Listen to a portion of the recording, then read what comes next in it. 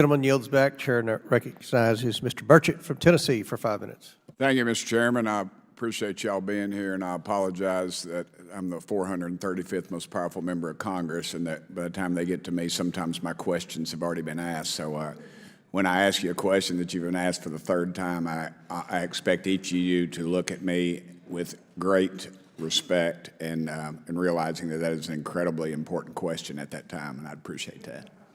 So thank you, guys. Mr. how do you say your name? Fredericks.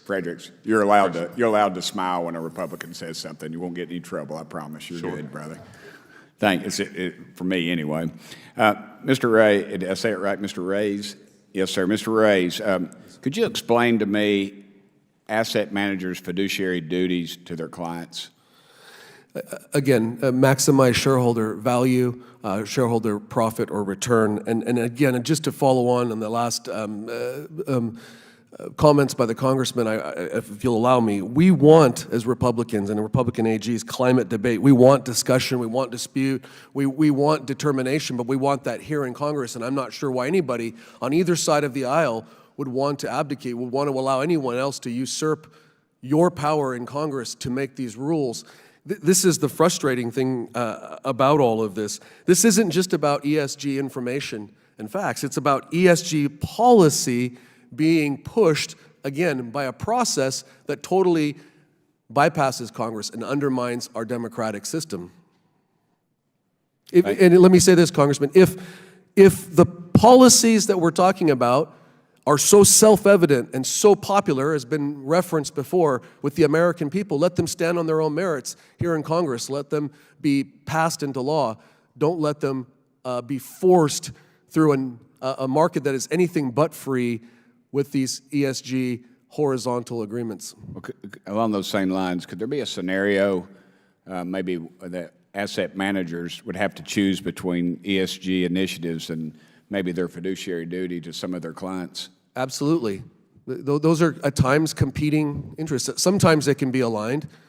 Sometimes you can have social good, you can have stakeholder capital along with shareholder capital all aligned, but at other times they're definitely in conflict. Well, what kind of risk could these clients face if some of these asset managers perhaps would choose an ESG policy over maybe a financial return?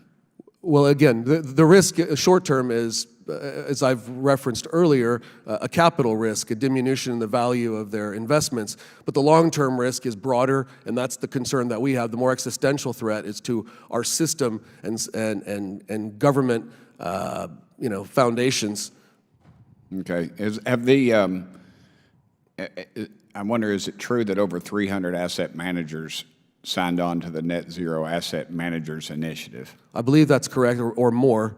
Okay, and do they control, I think, over $59 trillion possibly in assets? AUM, I believe that's right. I think that was in my written statement. I believe that's correct. Yeah. All right. And are you also aware that the largest asset manager in the world was BlackRock, and they signed on to the NZAM initiative? They did, and if you add State Street and Vanguard, it's about $26 trillion in assets, which is more than the U.S. GDP. Yes. Right.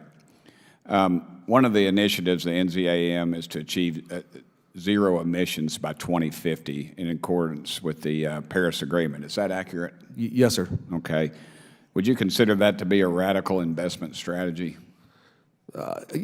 Yes, sir. Given the I realize radical's a little strong, but the lack of certainty that this would even become a law, that there are going to be requirements.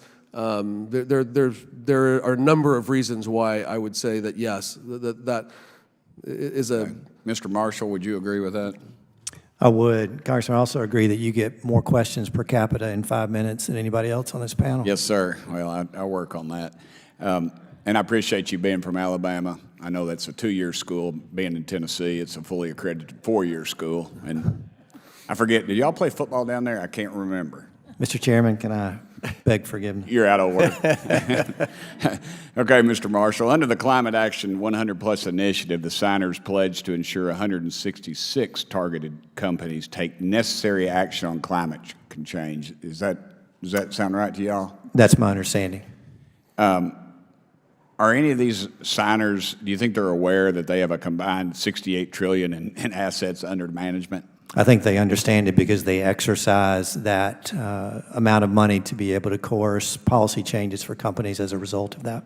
Okay, and those are in alignment with the Paris Agreement. I'm out of time. I appreciate y'all very much putting up with this. I know you come in here thinking, wow, I'm going before Congress, and I don't think we're even feeding y'all. But anyway, that's all right. I blame that on it's the Democrats' job to feed y'all. So Thank you. Gentleman yields back.